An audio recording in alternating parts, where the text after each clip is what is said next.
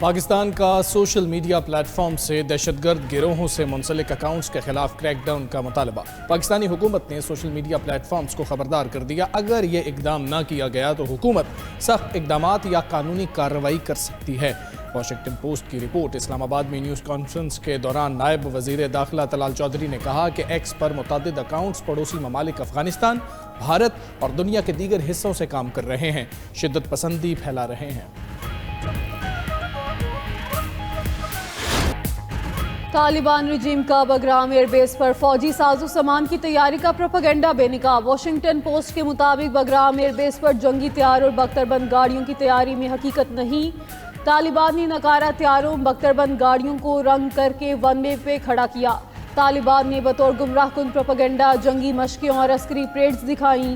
امریکی صدر Donald Trump Bagram air base کی واپسی کا مطالبہ بھی کر چکے۔ امریکی انخلا کے دوران افغانستان میں $7.1 ارب کے امریکی ہتھیار چھوڑے گئے۔ واشنگٹن پوسٹ کی رپورٹ پاکستان کے موقف کو تقویت دیتی ہے کہ طالبان رجیم عالمی امن کے لیے خطرہ ہے۔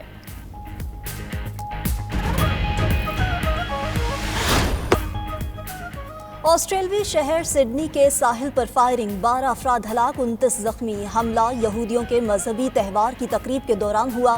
نیو ساؤتھ ویلز پولیس نے واقعہ دہشت گردی قرار دے دیا۔ آسٹریلوی وزیر اعظم اینتھونی البنیز کی حملے کی شدید مذمت، کہا بیچ پر فائرنگ دل دہلا دینے والا واقعہ ہے۔ یہودی آسٹریلوی باشندوں پر حملہ ہر آسٹریلوی پر حملہ ہے، ہماری ہمدردیاں متاثرین کے ساتھ ہیں۔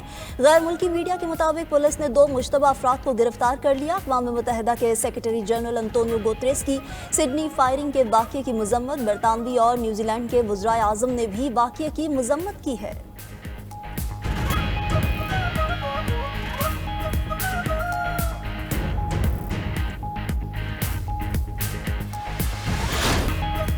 نیو یارک میں پہلی بار پی ایس ایل کا road show. Chairman P C B, کپتان قومی ٹیم سلمان علی آغا سمیت دیگر کرکٹرز کی شرکت۔ روڈ شوز کا مقصد 6 جنوری کو 2 نئی فرنچائزز کی نیلامی میں عالمی سرمایہ کاری کو راغب کرنا ہے۔ Chairman P C be Mohsin Naqvi نے تقریب میں اظہار خیال کرتے ہوئے کہا کہ پی ایس ایل کو دنیا کی نمبر 1 لیگ بنانا چاہتے ہیں۔ پی ایس ایل میں نوجوان ٹیلنٹ کو صلاحیتیں نکھارنے کا موقع ملتا ہے۔ پی ایس ایل میں سرمایہ کاری کرنے والوں کو خاطر خواہ فائدہ ہوتا ہے۔ امریکہ میں تعینات پاکستانی سفیر رضوان سعید شیخ نے تقریب میں اظہار خیال کرتے ہوئے کہا کہ پاکستان سپر لیگ عالمی سطح پر برانڈ بن کر ابھر رہی ہے۔ وسیم اکرم بولے کہ پی ایس ایل میں تمام کھلاڑی بہترین کرکٹ کھیلتے ہیں۔ پی ایس ایل مقامی ٹیلنٹ کو موقع دیتا ہے۔ رمیز راجہ نے کہا کہ پی ایس ایل سے پاکستان کرکٹ کے کھیل کو فروغ مل رہا ہے۔ یہ تمام پاکستانیوں اور کرکٹرز کے لیے قابل فخر لمحہ ہے۔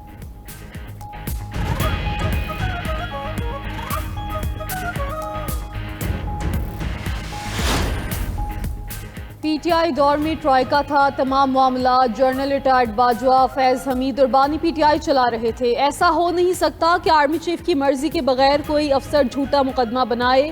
وزیر اعظم کے مشیر رانا ثناء اللہ کا کہنا ہے، ایک ملاقات کے دوران سابق آرمی چیف قمر باجوہ نے فیض حمید سے کہا، رانا بہت موٹا ہو گیا ہے، اسے دوبارہ سمارٹ بناؤ۔ میں نے جنرل باجوہ کو کہا کہ مجھ پر مقدمہ آپ نے ہی بنوایا، اللہ اس دنیا میں ہی اس کا حساب کرے گا۔ وفاقی وزیر رانا تنویر حسین کا کہنا تھا کہ بانی پی ٹی آئی اور فیض حمید ایک پیج پر تھے۔ بانی پی ٹی آئی کے ہر جرم میں فیض حمید کا اہم کردار تھا۔ بانی اور تحریک انصاف کا کوئی سیاسی مستقبل نہیں۔ بانی پی ٹی آئی کا مشن اداروں اور پاکستان کو کمزور کرنا ہے۔ رانا مشہود کہتے ہیں، فیض حمید کو سزا پاکستان میں نئے باب کا آغاز ہے، 9 مئی کرنے والوں کا بھی کڑا احتساب ہونا چاہیے۔ مارکہ حق میں پاک فوج نے بھارت پر تاریخی فتح حاصل کی۔ آنے والا دور ترقی کا ہوگا، بے روزگاری کا خاتمہ ہوگا۔ وزیر دفاع خواجہ آصف کا سیالکوٹ میں کرسچن کمیونٹی کی تقریب سے خطاب۔ مزید بولے کہ پاکستان کی ترقی کا سفر محبت کا سفر ہے، جب وطن پر بات آئے تو سب ایک ہو کر محبت کا اظہار کریں۔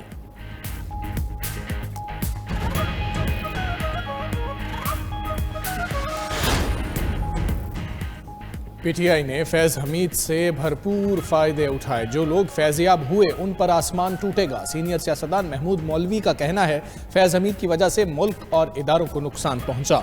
मुल्क को आगे ले जाने के लिए सब जमातें एक टेबल पर बैठें। तरक्की के लिए नए इंतजामी यूनिट्स बनने चाहिए, इमरान इस्माइल बोले। Chief of defence forces field marshal Syed Asim Munir ने एहतसाब का अमल अपने इदारे से शुरू किया। पाक फौज ने इंतहाई ताकतवर शख्स को एहतसाबी अमल से गुजारा। ये अमल यहाँ रुकने वाला नहीं, फायदा उठाने वालों और सहूलतकारों का भी एहतसाब होगा।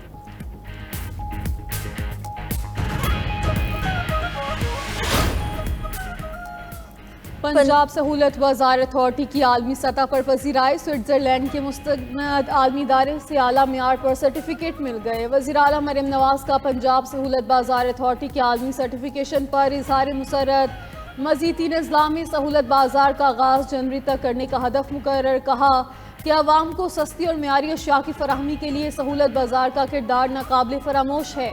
सहूलत बाजार अथॉरिटी ने फल, सब्जियों और दीगर अशिया की सस्ते दामों फराहमी यकीनी बनाई। पंजाब के सरकारी इदारों को सही मायनों में खिदमत मरकज़ बना रहे हैं। सस्ती रोटी और सस्ता आटा आवाम के लिए सास का नाकाबिले तरदीद सबूत है।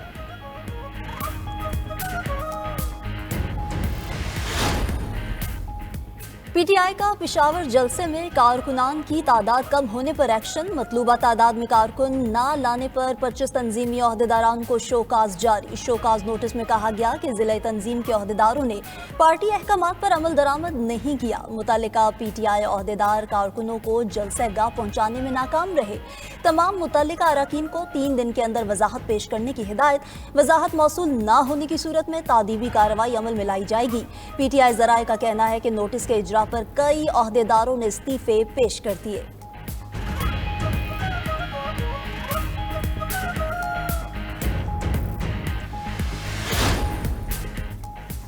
क्रिप्टो को प्रमोट नहीं रेगुलेट कर रहे हैं। पहली बार आलमी एक्सचेंजेस के लिए मुनज़्ज़म, शफाफ और आलमी मयार का रास्ता खोल दिया। एंटी मनी लॉन्ड्रिंग और दहशतगर्दी की माली मुआवनत की निगरानी मुमकिन होगी। वज़ीर आज़म के मुआविन खुसूसी ब्लॉकचेन और क्रिप्टो बिलाल बिन साकिब की न्यूज़ ब्रीफिंग। कहा कि बाइनेंस और HTX को NOC का इजरा नई सोच का अमली कदम है।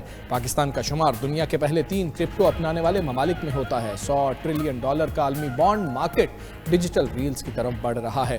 पाकिस्तान 10 साल में टेक्नोलॉजी के जरिए अपनी खुद मुख्तारी मुस्तहकम कर चुका होगा। पाकिस्तान में डिजिटल असासे अपनाने की बेपनाह सलाहियत मौजूद है। 3 से 4 करोड़ पाकिस्तानी डिजिटल असासे इस्तेमाल करते हैं।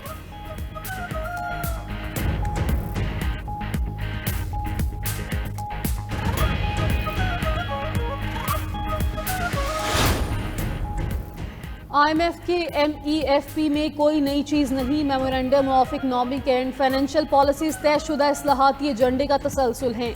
वजारत ख़जाना के एलामी के मुताबिक तयशुदा एजेंडा मरहलावार अंदाज में नाफिज किया जा रहा है। एजेंडा मुल्क के मुआशी इस्तेहकाम और पायदार तरक्की के लिए अहम है।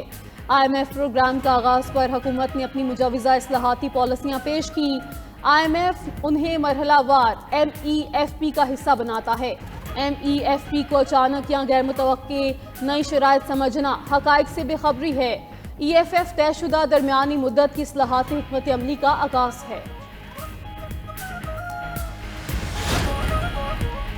खानदानी सियासत ने बल्दियाती निज़ाम कमज़ोर कर दिया। वोटर्स को वोट का हक मिलना चाहिए। अमीर जमात इस्लामी हाफिज नईमुर रहमान का तकरीब से खिताब।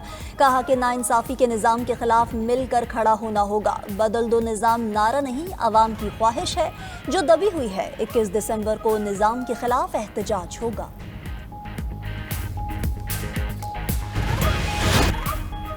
थाईलैंड और कंबोडिया के दरमियान झड़पों में इजाफा। दोनों ममालिक की झड़पों में 26 अफराद हलाक, 75 जख्मी हो चुके हैं। झड़पों से दोनों तरफ 5 लाख से ज्यादा अफराद बेघर हुए। थाई फौज का कहना है कि उनके पास जंगबंदी का कोई मंसूबा नहीं। उधर कंबोडिया ने थाईलैंड पर जाली खबरें फैलाने का इल्जाम लगा दिया। दोनों ममालिक के दरमियान तमाम सरहदी गुजरगाहें बंद होने से कई लोग फंस गए।